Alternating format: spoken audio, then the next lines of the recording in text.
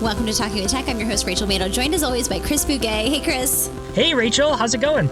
Good. I'm really excited. We're talking all about Disney today. Today is the Disney episode. If you're a Disney person, then you're going to love this episode. If you're not, you're still going to love this episode. This is not a banter. This is an entire episode of talking about Disney, specifically my Disney experience. So buckle up, get ready to wish on a shooting star. Is that right? I think this is going to be a Disney heavy episode. And just to be clear here, we're not sponsored by Disney. In fact, if anyone's listening, you might hear some things that are like, come on, Disney, get your act together. So, we're not looking for sponsorship from Disney. It's just, I recently had an experience where I went to Disney World down in Florida, and I kept copious notes that I felt like I needed to tell you about and tell all our listeners about, stuff that I experienced, stuff that I was thinking, and just in general talk about my vacation. I love it, Chris. I remember when you were there. What month did you go? December, right? It was right for the holidays. Well, yes. Okay, so let's get into it. So it was my wife and I were approached by my wife's parents, so my in-laws. They are Disney Vacation Club members, and they said, we want to take the entire family for birthdays and for holiday presents. Our gift to you is to go down to Disney World for a week. Let's pick a week to do it. My wife and I are both administrators. We're not on a school schedule. Of course, our kids are both in public school. But we thought, let's pick a time when we think no one will be at Disney, right? So we can get on the ride super fast and it wouldn't be crowded. And so we started doing a little research. And of course, my in-laws are Disney fans. And so they have some insights on what we thought would be the best week of the year to go, which is, we thought would be like the first or second week of December, right after Thanksgiving here in the States, right before the winter break. People oftentimes will go to Disney for winter break or tack on to winter break, or do that around Thanksgiving. But the week in between, typically slow. And boy, were we wrong, Rachel. Wow. People were all about it. Everyone thought the same thing, Chris. It's like, Yes. Let's go at this time, says everyone. Yes. Now, at the time when we were planning this, my in-laws were like, let's fly down there. And then at the time we were planning it, airlines were a hot mess. And so the thought was, you know what? Let's drive. My in-laws live in northern Massachusetts. So they had to drive from Massachusetts down to us.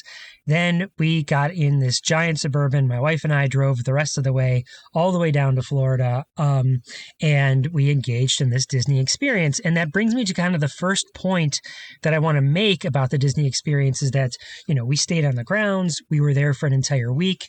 We floated from park to park. We did the whole thing. And I don't know if our listeners have been there before, if they've never been there before. But one of the big, reflective moments I had, I started thinking about this blog post I read years ago by someone named Christine Miserandino. Miserandino. It's Miserandino. But what Christine writes in this blog post is that she has lupus, and lupus is a disease that if you could see somebody, you wouldn't know they have lupus, right? And she wrote this blog post called Spoon Theory, which I may have mentioned many, many years ago on the podcast, because it was one of those blog posts that was very influential in my thinking around people with illness and people with disability. What she talks about in this blog post, this Spoon Theory blog post, is essentially she says, if I were to go to a movie theater, my experience of going to a movie theater and experiencing a movie is going to be vastly different than maybe other people in that same movie theater experience because of lupus. And she used the term spoons to talk about like energy points, if you will. Like we only have so much battery, and my battery my battery might drain a lot faster than your battery. And if you think of them as points, she called them spoons. Like I wake up in the morning and I have a certain number of spoons. In fact, everybody wakes up in the morning, we have a certain number of spoons. And then based on what we do that day, spoons are taken away. So again, you could think of it as points or again, draining of battery. She just happened to use spoons. And that really resonated with me with Disney because we would plan out the day like, okay, we're going to the Magic Kingdom and then we're going to jump on this ride. We took advantage of when you go to Disney and you stay on the grounds, you can go to a certain park that day an hour early than everybody else. Of course, there's still a lot of people. And then you can get in line. I was like, wow, there are like 3 people? No, right. There's like 3,000 people still. So we'd plan that out, right? And the amount of spoons it would take for me and my family, the amount of communication it took was probably a lot less than if somebody, depending on the disability, might have, right? That planning, that executive function that they need to plan that out might cost them a lot more spoons than it cost me, right? And everybody might have different there. And I thought then as the day progressed, if you equate it to like a school day, we might often plot out like, okay, here's what a student is going to, or what a learner is going to do during that day, or even as an employee, what you might try to accomplish that day. And in the course of a Disney experience, how often we have to jag right or left, we would pull up an app that says, oh my gosh, the Haunted Mansion's only at, it's only got a 45-minute wait. Let's go over there right now. And even though we were planning to go to the I don't know, the Seven Dwarf Mine roller coaster, but we would make these snap judgments based on the data we have and then hightail it over there. And I just thought that costs my family a certain number of spoons, but a different family with a different set of circumstances, with different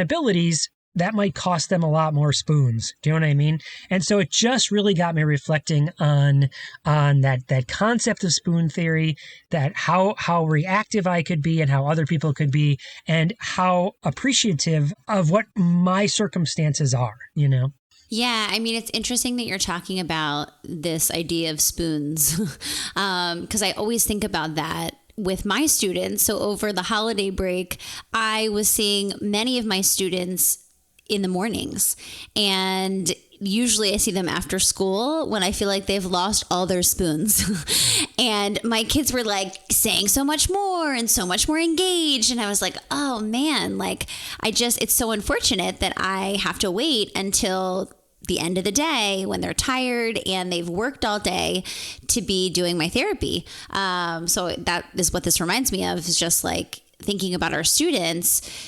The timing really does matter when we are, engaging with them and interacting with them, and what we have as far as expectations of them.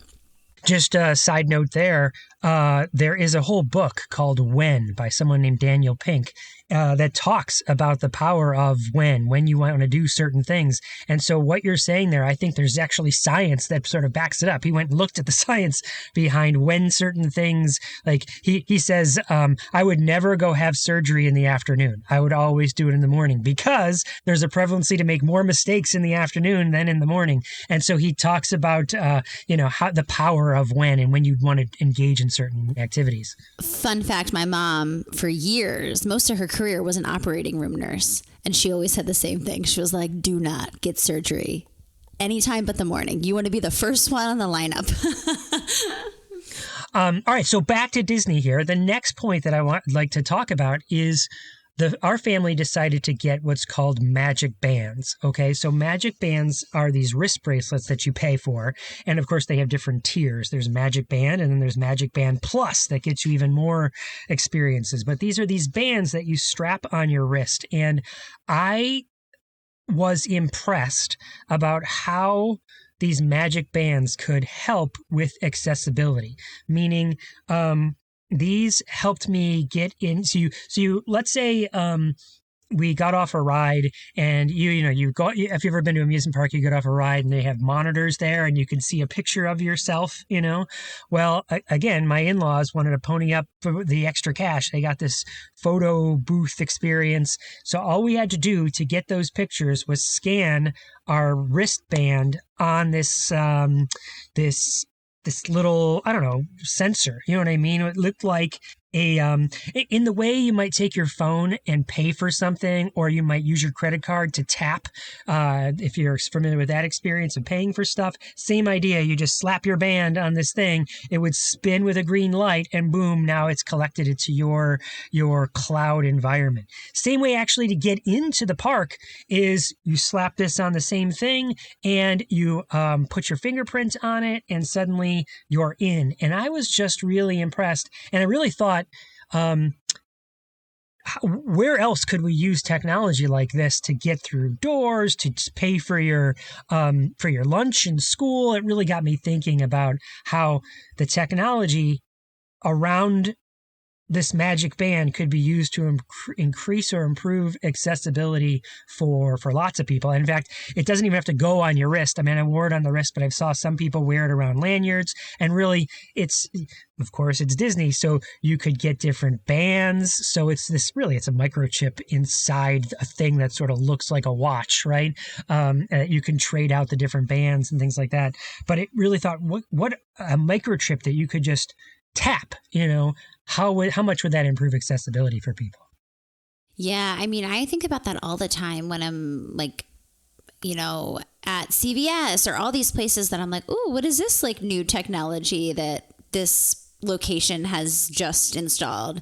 It's interesting to kind of watch how some companies and some organizations and some places are really technology forward, and then the opposite, right? Like, we also have so many places that I'm like, why are we still doing it this way? Like, this makes everything way harder and is super challenging. So it's just like, it always fascinates me when people they're really late adopters of technology. Well, and I have more to say. I clearly have more to say about Disney because in some regards, like, this is a great boon for accessibility. At least I felt like it was. But there's more stuff on my list I'm going to talk about, Rachel, where it's like, it doesn't seem like there's this global thought from this massive company about accessibility. So I'm going to give some examples. It's foreshadowing for what I'm going to talk about here in a second. So something else that I noticed from the accessibility realm was that there was, now my wife and I have not been to Disney probably in 15 to 20, I mean, I guess 15, yeah, because Tucker was small at the time. So I'm going to ballpark it at 15 years since I've been there. But one of the things I noticed this time around, 15 years later, was that a number of people that were accessing the park by moving around the park through these mobility carts. So you might see these at grocery stores where people drive around and you could rent a cart and you could drive around. And there was a noticeable increase, at least in my view, of the number of people that were accessing the park this way, driving around. And I didn't get the impression these were all people with disabilities, which, again, this is something that I really reflect on a lot in my own work in this space. This is just technology that helps anyone. Anyway, you don't have to necessarily have a disability. Maybe your spoons run out so a lot faster than other people, and so you need this. Maybe you've been injured in some way that is not necessarily apparent, and to someone looking, and so you need the cart, or maybe for whatever family reason, whatever it might be. And it seems like people are taking advantage of this technology, not necessarily because you have a disability, but because you have just, for whatever reason, you need the cart. Yeah, I mean, I think that there's a lot of reasons that people need help and assistance for a variety of different reasons. And it's just really cool that we have that ability now. And it's like, it's taking me to our talk, Chris, our 6-hour talk, where you talk about how, things that started off for people with disabilities are now universal to all. And I feel like this is no exception. I wonder if we could ever get to the day, if we could imagine a day where we don't really put things in two categories of disabled or non-disabled, but instead we reflect on everybody's abilities without just slapping that label on them. You know what I mean? Why you got to put the label on it? Right. And it's also this like these buckets, right? And it's really just, there's so many nuances. So it's just like really a sliding scale. And I think that we do a disservice when we're like, either you're, disabled or not. And it's like, well, like it's not that black and white, right? Like anything else in life. I think it's just a sliding scale of different abilities. Agreed. And I think if there was like disability advocates listening to us right now, they'd be like, but we need that right now because if we don't, then people might be, that's why we need these laws and we need these things to exist. Again, for the lack of a better word, a label of disabled, because otherwise people will discriminate, right? Yeah. And so we're not quite there yet, but I'm looking forward to the future when we are looking at individual abilities and not these two buckets. Well, and I think it's more about when we're creating, right? Like when we're innovating, when we're figuring out technology, it feels like it has to be the situation where, okay, like this person needs this, like they can't access anything without it. How can we make that easier? It just feels like it's kind of this trickle down effect that happens with the masses. And, how can we just open up the perspective to say like we should be driving this type of design for everyone. And I think that's where like the labels are important to obviously get the supports that people need. And there's lots of laws in place that are really helpful and supportive to people with disabilities. I think it's more like the driving of design and the innovating with technology that really needs to be opened up to thinking like more broad. Yeah, and certain companies have already started to move that way. They understand the advantage of doing that. It opens up their customer base. It makes it more inclusive. They are hiring people with diverse backgrounds so that they get even better products and go, if you do it this way, you're going to leave this group out. So I think there's certain companies that are embracing that. And in some respects, Disney has done something, again, focusing our conversation on Disney has done that. And yet, let me tell you about this. So one of our experiences was we went to Epcot and we go to this ride called Spaceship Earth. Now, Spaceship Earth, you might not know this ride, but you certainly know the Epcot globe, right? That big sphere, that iconic sphere. Well, this is the ride inside that sphere, right? So we go onto the ride and it sort of takes you, it's a slow moving ride. You climb on it and it takes you through these old animatronic scenes of history, and it's narrated by Judi Dench, so there's this regal voice kind of buzzing in your ear talking about what you're seeing as you're going down this path. But the Phoenicians, who trade with all of them, have a solution. They create a simple common alphabet, adaptable to most languages. There's this one chunk of audio that I was like, what the heck is, because it's an old ride, right? And it just shows where we've grown from our ableist language, right? So we're going past this one part about the Phoenicians, and Judi Dench is talking about how the reason we have an alphabet is because of the Phoenicians, and the Phoenicians were the first ones to create this alphabet. And then she says this line, remember how easy it was to learn your ABCs? Thank the Phoenicians. Which, if you just heard it, says something like, remember how easy it was for you to learn the alphabet? And I was just blown away by the ableism of that comment. Like, how many people with dyslexia or who have worked so hard to learn to decode text would be like, it wasn't easy at all for me to learn text. What are you saying, Judi Dench? Of course, Judi Dench, it's not her fault. She's reading a script. But it was like, this would never be written today, because I hope it would never be written today. Someone would go, what? No, how about there's a whole community of people out there that work extra hard to learn how to read, and it's not just easy, It just came glaring to me that this was an old ride and how far we've come with that language.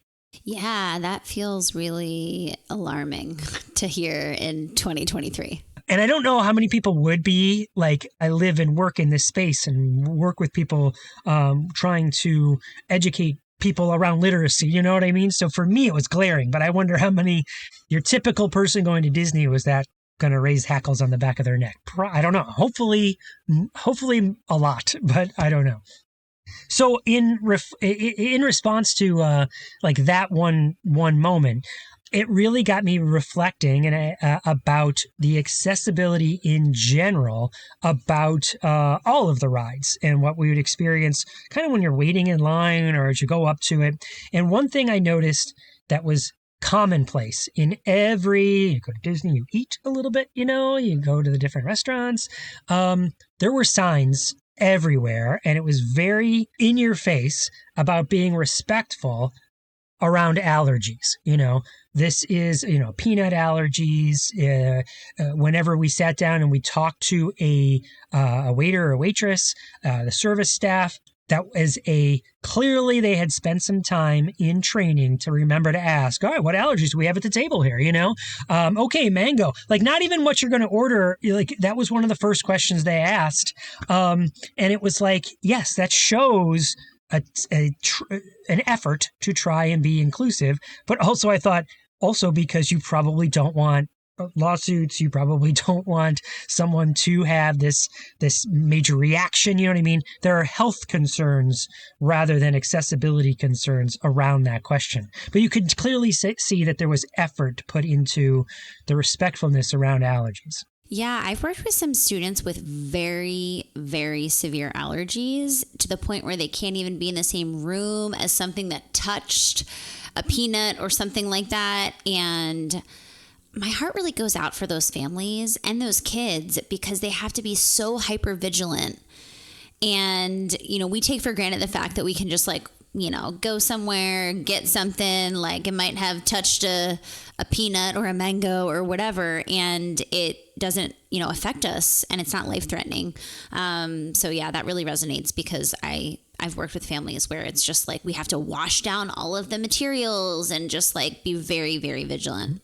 Now, what was not as apparent and actually blatantly left out, in my view, were some very basic accessibility things in some of the rides. And in fact, some of the new rides.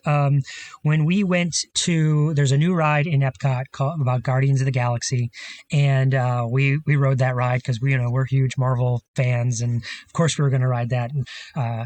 Side note, years ago, my family dressed as the Guardians of the Galaxy for a Halloween contest and won the big contest because we were all dressed. I was Groot, I am Groot. So of course we were going to ride this. And in this experience, you watch videos, like you're waiting in line and you see video monitors and Chris Pratt is there talking to Rocket Raccoon and there's no captions. Like it's not there. There are no captions on these videos. And even when you go into the actual experience and you're watching some sort of preliminary video, no captions. But other rides that were older did have captions. They were embedded, like the Pandora ride has captions in them. It's like, how did you have it at one point and let it slip through your fingers that captions are just not automatically on, and that was, I'm just giving one example. There were plenty of other examples where my family knows now to be like, Dad, look, no captions. I'm like, yeah, what the heck? Where are the captions? That was apparent to me. And then in line with that, Rachel, was there, of course, at Disney, there are shows. You know what I mean? You can go and you can watch performances and things. And both the rides and the shows, it was not apparent to me that there were any sensory safe experiences, like come at this time for this, how you might go to the theater and we're going to leave the lights up, or they'll make adjustments to take the loud noises down or things like that the theater might have specific performances meant to help to, again, invite people with different sensory needs to participate in this experience. There was nothing like that apparent to me, which then, of course, made me wonder, did it exist? And someone would have to do, how many more spoons would it take? all right, I'm a parent and my child has a disability and I know they have these needs and I got to go seek this out. And it's a whole nother level of work and a level of effort that has to be put on top of just planning Disney, which is not easy in the first place. So I thought maybe there could be some effort here to say here, make it more apparent that these are when they're, if they even exist at all, Rachel, that these would be, this roller coaster that's in the dark with these flashing lights. At this time, we're going to turn the lights on. You know what I mean? And the loud rock and roll music that's playing in the background, actually, we're going to dampen that for this particular ride. I didn't see anything like that. Yeah, and I think that what's unfortunate is that oftentimes families that have children, especially with sensory differences, they just kind of globally opt out of all of those things. And it's just so unfortunate because if there were just a few tweaks made by the company, the organization, the place, then think about how much experience that could be. What a great experience that could be for kids that don't often get to participate because of their sensory differences, So I oftentimes think about that with my families is they're not able to have an experience with their child just because of sensory differences, which is something that we can change and we can, change for students who are struggling with sensory differences. So the next experience that I want to tell you about is kind of unique. And again, I feel really fortunate. And that is we got a private tour guide to take us around for a couple hours, drive us in a van, go to behind the scenes, we would park in behind the scenes parking lot where the cast members park, go in the secret entrances, we didn't go into the mythical tunnels. I mean, I guess they're real tunnels underneath, but just backlot things. We got to see some of the rides from behind and it was a really fun experience. The person driving us around, these people are called plaids because they wear plaid vests, right? And you get one assigned to you for your number of hours that you're going on this tour. So, of course, I started picking her brain about, tell me about, what kind of training do you get around accessibility and the language you use and that kind of stuff? I'm going to take this opportunity if I get the chance, right? And so, she was very friendly and so nice. And what she told us was there is specific training that they get because they're moving with families for building a small relationship with them for, a couple of hours. And it can really be a make or break it relationship, you know what I mean, for the experience. And so she said they get specific training around the language to use, around cultural and gender identification. So really trying to be affirming of that language. And we try and do that on this podcast. I think that is something we all try and do, especially in the educational space. Is that fair? Yes. And then I said, of course, you know where I'm going, said, what about people with disabilities? And she said, nothing. It's not mentioned at all. And she said a lot of her learning that she's done is, of course, people have stories. She's like, I have a brother that has a disability. So I have some awareness of maybe what to say or what not to say and how to change my language to be more respectful and more inclusive and not accidentally offend anybody. And she gave an example where she said, once I was doing this, I had a family and a group, and she said for ages, I was just like, okay, walk up to that line and we're going to walk over here. We're going to walk over there. And the person that came in this particular group was in a wheelchair. And now every time I was like, well, walk. And she's like, she had to consciously change her as to be like, why am I saying walk? I don't have to say walk. I can say move. I can pick a different, more inclusive verb and she, of course, she's not doing it. She's trying to be sensitive. She's trying to be inclusive. And you could see the effort that she was making. The point that I'm trying to make here is that was not baked into her training. Right? And there is this, 12 to 13% of the population has a disability, and that number goes up when you think about temporary disabilities. Oh, a person broke their leg and they're in a wheelchair. You know what I mean? And there was no systematic training around it. It was sort of like figure it out. You know what I mean? And I thought that there's a place where you could really, in trying to design this inclusive experience for people, you could really make a difference. Yeah. And you'd think with a company as large as Disney that they would have someone on staff to like, or some type of, I don't know, process to kind of check to make sure we hit these basic accessibility features like captions, for example. It's just interesting to think that like there's no processes in place for something like that. Yes, in a quick analogy there is something we advocate for in schools is to have like a chief accessibility officer or a committee that when anything goes out, you might run something through them and they could give you feedback on how to improve that accessibility so that you're building in some sort of systemic way of increasing and improving accessibility. You would think Disney would have that too, right? That there would be not just some parts of it, but every ride, every kiosk, every hotel service, you know what I mean, has some sort, every training is touched, accessibility is touched on there. And with a greater accessibility being one smaller part of building an inclusive experience, a culture of inclusivity. And you have to figure that a company like Disney probably has, wheelchair ramps and things like that. But I mean, obviously that's the law. And I think that we think about it like, well, they can participate, but like thinking to the next step is, can they fully participate, depending on their disability? I think that oftentimes we see a lot of companies focus on physical disabilities like wheelchairs and things like that. But obviously we know that there's all types of disabilities. There's hearing impairment, visual impairment, all those kinds of disabilities that are just, not considered, I think, as much as physical disabilities with people in wheelchairs. It's so true, Rachel. And again, that's true for schools is that I was just in a meeting yesterday where this a disability advocate was saying there seems to be still prevalent, like people will, when you think of accessibility, you mean access for people who are blind.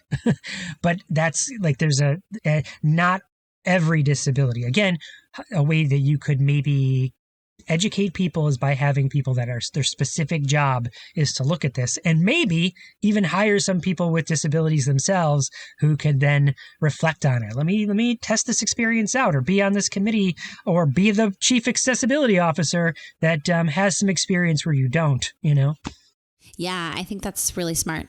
So something that Disney has done is they have built in some scavenger hunt experiences in the line with their mobile app and then in different parks. And I am a scavenger hunt nut, you know what I mean? I helped design with the Inclusive 365 crew something called the Wonderfully Inclusive Scavenger Hunt. We did that back at ISTE.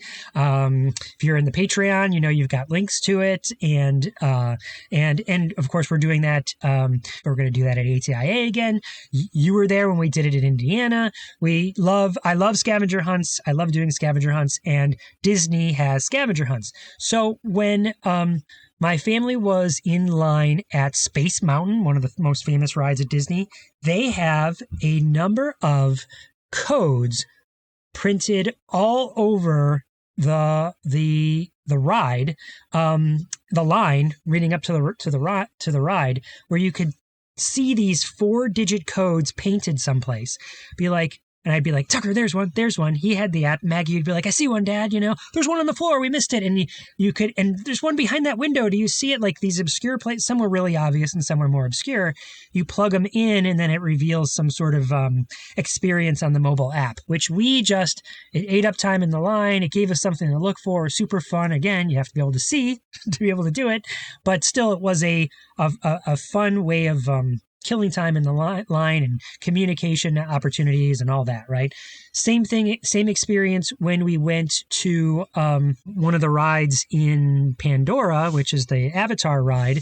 You're walking through a cave and there are symbols painted on the cave. And so you're looking for these symbols. They'd come up on your app, like, here's this person flying on a glider. And you'd be like, there it is. I see the painting there, and mark off that we found it. And again, just a fun way to enhance communication. Of course, I'm thinking, how could we do fun stuff like that around the school building, and what what kind of core words could we hide and find, and all sorts of what kind of numbers could we find, and letters for literacy and all that kind of stuff. And I just love that idea of hunting for hidden things. I've always loved the idea of an extra layer on top of things that maybe even not everybody knows is there. So, for instance, in every book I've written, and in fact, the old AT Tips cast, there's some episodes and some pages in the books that have like a hidden code message in them. So if you can decipher it, you even realize it.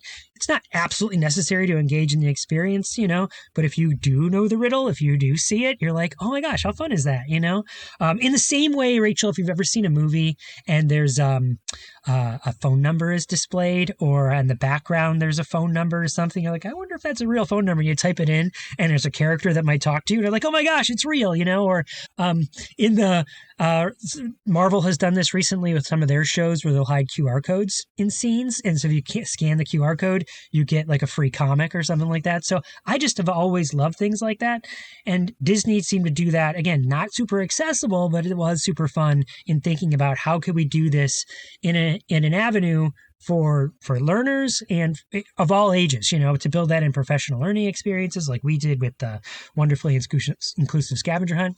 So I just thought that was super fun. Chris, it sounds like you had an amazing time at Disney. I did, but I have more to tell you about the scavenger hunts. And so just let me squeeze it in here.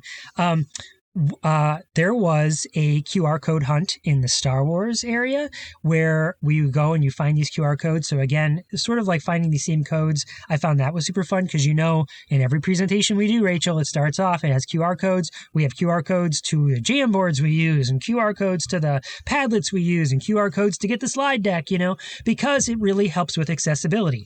I don't have to type in all of these letters and try and remember them. And what was it? BIT.L. Oh, I forgot the slash. Oh, is it X3GY9? No, it's scan the QR code. It's 2 hits, phone app. Boom. I got the slides on my device. So it's an accessibility boon for some, if you can scan the QR code. And the second thing I want to tell you about scavenger hunts, maybe we'll leave it with this idea, Rachel, is at the Magic Kingdom, there is a hidden scavenger hunt. Well, actually, I guess there's 2 things I got to tell you. One is you probably saw my pictures if you follow me on Instagram, Rachel, or Facebook if you're a friend of mine on Facebook. Did you see my Olaf posts? I did.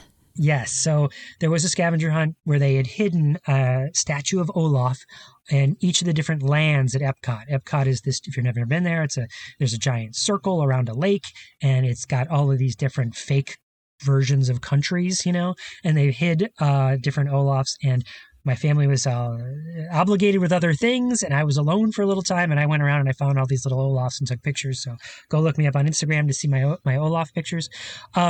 But the one I really want to tell you about was the Magic Kingdom one. There was a Pirates of the Caribbean experience that most people, I think, just walk by, glance over, they didn't know. But every line, the kids were tired, so it was just Melissa and I. And every line and every ride was super busy, super packed. And so I said, hey, what about this scavenger hunt thing? Let's go check it out. And so we go into this hut, and there's a person dressed as a pirate, and they're like hidden around the Magic Kingdom, specifically around the Pirates of the Caribbean ride. There are these interactive experiences where, again, you touch your magic band to this hidden little emblem that everyone else might just walk by, but if you touch this emblem, something different will happen. Like, in fact, my son and I got off the Pirates of the Caribbean ride, and we were walking through the gift shop. We saw this little empty box. We're like, oh, they must have removed something here. Well, day later, my wife and I are doing the scavenger hunt, scan it, and this box comes to life, and there's like a thing inside this box that is this hidden. If you didn't do the scavenger hunt, you wouldn't know that this was there. One, of course, I love designing experiences like this, these hidden layers. But the second thing is we go to the kiosk to get the little map that has the clues to help you find these things. And the only maps they have are in Portuguese, Rachel. And I know you might not realize this, but I don't speak Portuguese. Right? I don't read Spoiler Portuguese. Alert, I don't speak Portuguese. My wife doesn't speak Portuguese. She knows a little Spanish. She's a lot better than I am. But we're looking at this thing, and they're like, sorry, we don't have any English maps. So it's like, no problem here. I'm in technology. So I whip out my phone. I open up the Google app. Google has, you don't even need a separate app now because it's built right in. If you look at the search bar, there's a little square, and that square is a image reader. I literally, it did a translation. I literally hovered over the map and it translated it from English or from Portuguese into English, and I could access the map, which I was just like, thank you, technology. Thank you. Because I don't know that I would have been able to gauge in this. Or for me, it was super fun learning experience, fun experience of walking around and seeing these different animations and different little, hidden pirates experience that I would have otherwise. I did the whole thing. There was 4 different maps you could go get, and I went and saw all of them because I'm a super nerd that way. So that was part of my Disney experience. I got a couple other points I'd love to make. So let's come back and do it for a banter. All right. Thank you guys so much for listening. Can't wait for part 2.